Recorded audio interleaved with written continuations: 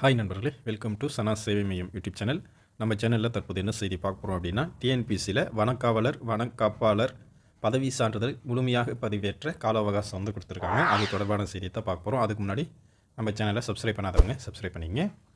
தமிழ்நாடு அரசு பணியாளர் தேர்வாணையம் டிஎன்பிசி தேர்வு கட்டுப்பாட்டு அலுவலர் சண்முக சுந்தரம் வந்து ஒரு அறிவிப்பு வந்து தமிழ்நாடு அரசு பணியாளர் தேர்வாணையம் சார்பில் ஒருங்கிணைந்த குடிமைப் பணிகள் தேர்வு குரூப் 4ல் உள்ள வனக்காவலர் மற்றும் வனக்காப்பாளர் பதவிகளுக்கான நேரடி நியமனம் வந்து செய்யப்பட இருக்கு. இதற்காக தேர்வர்களால் சான்றிதழ் பதிவேற்றம் செய்யப்பட்டதில் சான்றிதழ் சரிபார்ப்புக்கு பின்னர் சில தேர்வர்கள் வந்து உரிய சான்றிதழ்களை சரியாக பதிவேற்றவில்லை அப்படின்னு கண்டறிஞ்சிருக்காங்க.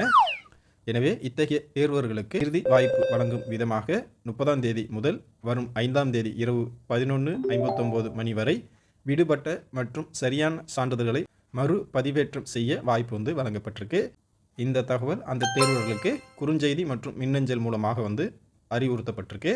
எனவே அந்த தேர்வர்கள் அனைவரும் மின்னஞ்சலில் தெரிவிக்கப்பட்டுள்ள சான்றிதழ்களை தேர்வாணைய இணையதளத்தில் ஒரு முறை வந்து பதிவு செய்யும் தளம் வாயிலாக பதிவேற்றம் செய்ய அறிவுறுத்தப்படுறாங்க.